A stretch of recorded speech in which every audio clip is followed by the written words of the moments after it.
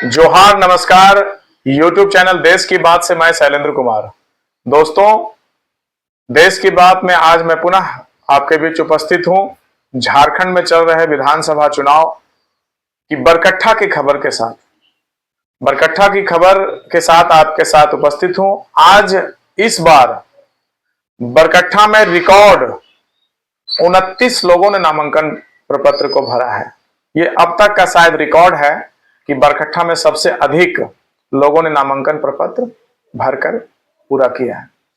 अगले 2-3 दिनों के अंदर स्क्रूटनी हो जाएगी और शायद डबल ईवीएम की आवश्यकता बरकट्ठा विधानसभा में पड़ जाए।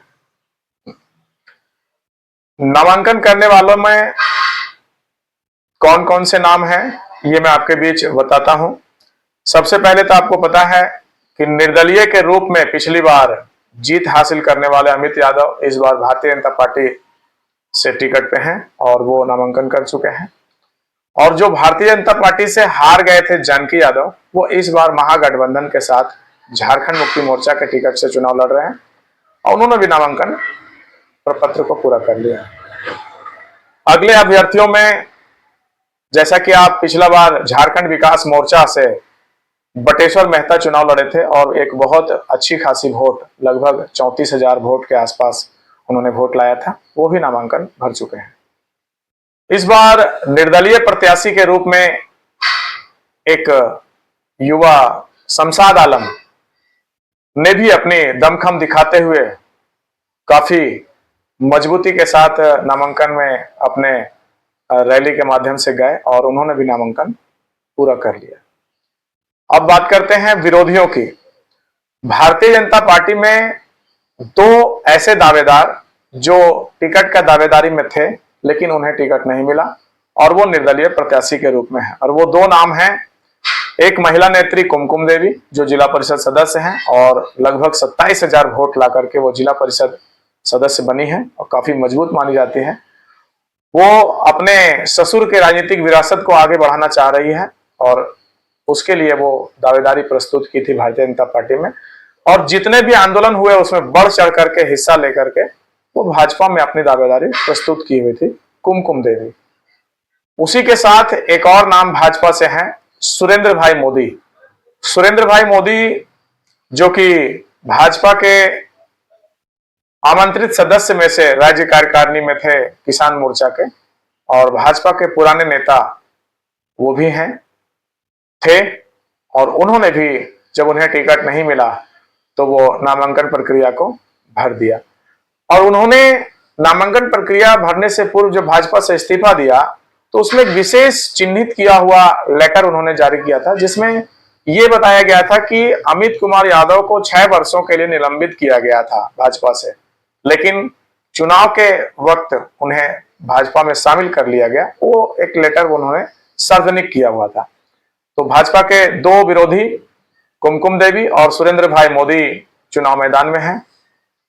इसके अलावा राजकुमार यादव जो प्रमुख हैं,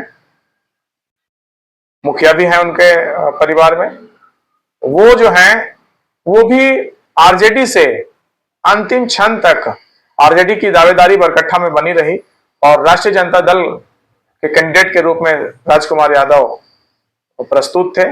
लेकिन जब सीट महागठबंधन के पास गई, जानकी यादव के पास गई, तो फिर राजकुमार यादव निराश होकर के वो भी निर्दलीय के रूप में अपना नामांकन भर दिए हैं।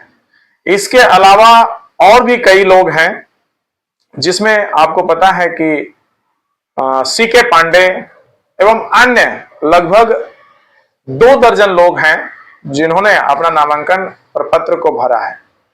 अब देखना यह है कि ये सभी स्क्रूटनी में पास होते हैं, कितने छटते हैं, उसके बाद बरकट्ठा का समीकरण क्या बनता है।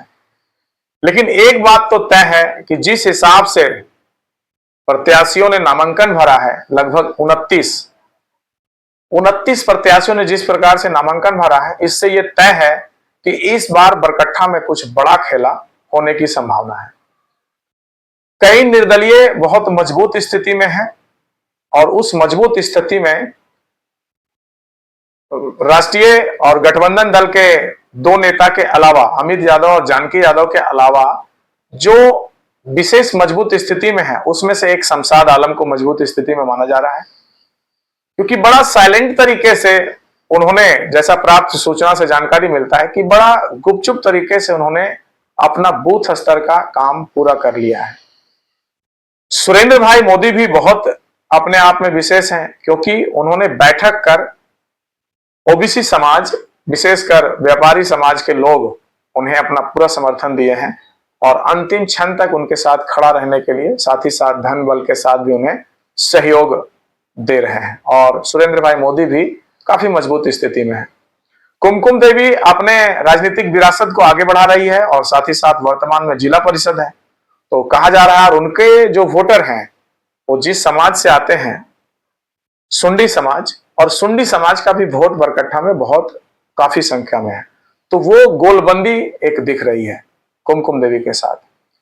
अब बात करते हैं बटेश्वर मेहता की। तो बटेश्वर मेहता जो है वो बेसिकली इचाक क्षेत्र से आते हैं और इचाक क्षेत्र में लगभग 40,000 मेहता समाज का वोट है, जो उनका अपना वोट माना जाता है। तो इस बार उनकी भी दावेदारी काफी मजबूत है और एक समीकरण बन रहा है कि जो पहले बरकट्ठा में 70 से 80 हजार में निर्णय हुआ करता था, वो इस बार 40 से 45 हजार के आसपास, 50 हजार के आसपास विधानसभा का निर्णय होने की संभावना है। इसी को ध्यान में रखते हुए पचकुनिया वोट पे सीके पांडे भी काफी मजबूत है, क्योंकि उनकी पत्नी भी जिला परिषद सदस्य है और लगातार सीके पांडे अपना कोचिंग सेंटर चलाते हैं, जिसके माध्यम से कई तरह के बच्चों को निःशुल्क शिक्षा भी दे रहे हैं और लगातार पिछले वर्षों तक वो बरकट्ठा क्षेत्र में बने रहे और वोटर के नजदीक रहे। इनके अलावा कुछ जो लगभग 2 दर्जन के आसपास अभ्यर्थी हैं जिन्होंने नामांकन प्रपत्र भरा है, वो जीत भले ना सकें लेकिन अपना प्रभाव जरूर डालेंगे। और वो प्रभाव 2 तरीके से होगा, या तो तोलमोल होगा, तोलमोल पैसे का खेल होगा, या फिर वो वोट काट करके किसी ऐसे व्यक्ति को नुकसान पहुंचा सकते हैं, किसी वैसे लोगों को, ये जो ऊपर के 5-7 लोग हैं, इनका गणित बिगाड़ सकते हैं। तो आगे बरकट्ठा का हाल बड़ा दिलचस्प होने जा रहा है, जिसके सभी सूचना के साथ स्क्रूटनी के बाद मैं निरंतर आपके बीच रहूंगा। अगर मेरा विश्लेषण सही लग रहा हो तो निश्चित रूप से मैं आपसे अनुरोध करूंगा कि मेरे चैनल को लाइक और सब्सक्राइब कर अपना सहयोग प्रदान करें। आपके बीच पुनः उपस्थित रहूंगा स्क्रूटनी के बाद ग्राउंड रिपोर्ट के साथ। तब तक के लिए बहुत बहुत धन्यवाद।